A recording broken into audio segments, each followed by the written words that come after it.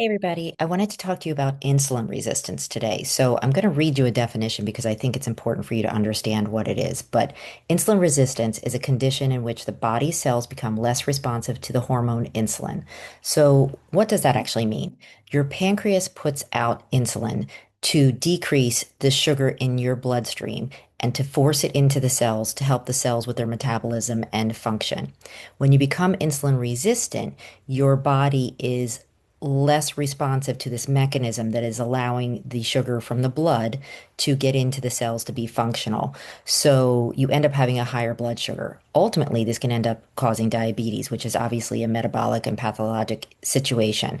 But when you're on the borderline, and let's say you're somebody who has a little bit of a weight issue, or you do all the right things and you can't lose weight, sometimes you have insulin resistance.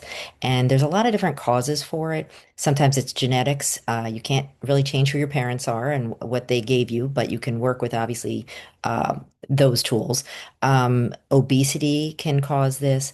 A sedentary lifestyle can cause this, and obviously a poor diet. A high refined carbohydrate diet is a significant um, causality to insulin resistance. But what you want to know is that there are simple things that you can do every day that aren't necessarily medications or prescriptions or even supplements that you have to take that can help you to improve your insulin resistance. So one thing is super important, and that is to build muscle. When you build muscle, you are creating these little metabolic powerhouses that are able to help store that glucose into the muscle cells and to ultimately make your metabolism better. So do weight-bearing exercise, especially work on your quads and your glutes. I know I could do a little better with this myself, but we're all a work in progress. Make sure that you are building muscle. It is one of the most important things for your metabolic health and your longevity. The other thing I would say, and it goes right along with this, is keep your diet high in protein. You really need to, especially after the age of 50, add protein into your diet to help your body to maintain this muscle and to maintain your metabolic function. You want to really cut out the toxins. I mean, let's be real. Smoking, vaping, all of those things that you hear on TV that are terrible, they're terrible. Stop smoking, stop vaping. It is absolutely toxic to your body. And here's the bad news.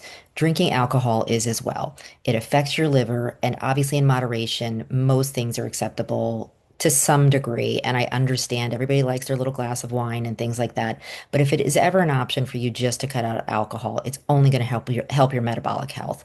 Um, Simple things like walking every day can really help you with your metabolic health. Specifically, walking after eating a meal makes a big difference in your digestion and how you do with things.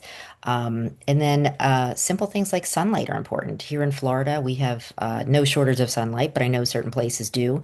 And it's really important to get outside and actually visually see the sun. It makes a difference in a lot of things. And the melanocytes in your skin also need that input to help the vitamin D production, all of that. So you want to get good sunlight at least to some degree. I'm not talking about baking in the sun for hours with baby oil. I'm talking about just 10 or 15 minutes outside in the sun, getting in some of that good sunlight. And right along with that, you want to really make sure your circadian rhythms are in check and you're getting good sleep. We were built to go to sleep when it's dark and wake up when it's light. And if you're doing anything other than that, your circadian rhythm tends to be off a little bit. So what you really want to do is make sure that you get good sleep as well.